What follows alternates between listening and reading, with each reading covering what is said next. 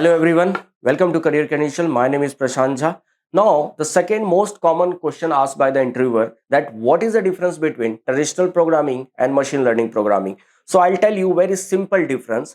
Traditional programming और machine learning में difference क्या है? Traditional programming in the sense C, CPP, Java, Python इन लैंग्वेजेस को सीख करके आप जो कोडिंग करते हो या प्रोग्राम डिजाइन करते हो तो that is the traditional programming.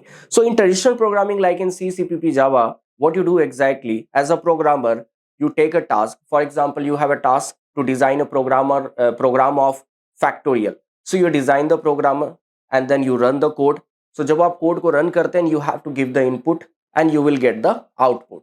Okay, this is the normal approach. And you have to check the output as a programmer to verify that you are getting a desired output or not. If you're not getting a desired output, again you will do some modification and again you will run, and the same cycle will go and go and go, right? That means you have to give an input, you will get the output, again you run, again you give an input and you will get the output. This is the normal cycle of traditional programming approach. That means in this traditional programming, you have to give an input as a programmer and then you will receive the output.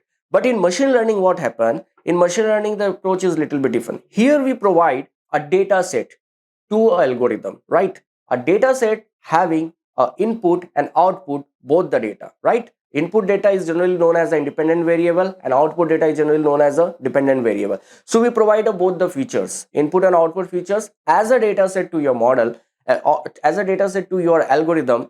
And what it does exactly, your machine will give you the model, machine learning model, and that model is ready to do the prediction, because at the end we are going to use a machine learning to do some autonomous work or to do some predictions, or there are a lot of applications of machine learning.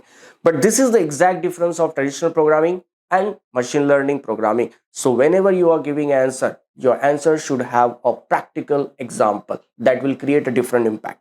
Thank you guys.